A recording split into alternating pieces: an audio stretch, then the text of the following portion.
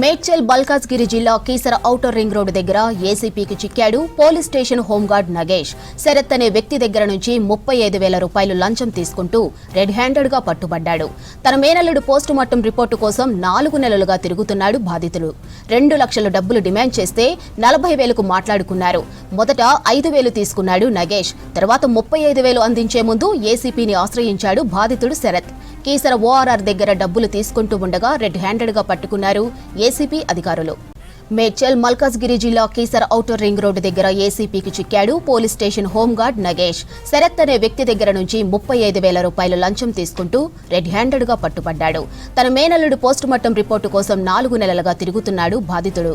2 లక్షల డబ్బులు డిమాండ్ చేస్తే 40,000కు మాట్లాడుకున్నారు. మొదట 5,000 తీసుకున్నాడు నగేష్. తర్వాత 35,000 అందించే ముందు ఏసీపీని ఆశ్రయించాడు బాధితుడు శరత్. కీసర ఓఆర్ఆర్ దగ్గర డబ్బులు తీసుకుంటూ ఉండగా రెడ్ హ్యాండెడ్ గా పట్టుకున్నారు ఏసీపీ అధికారులు.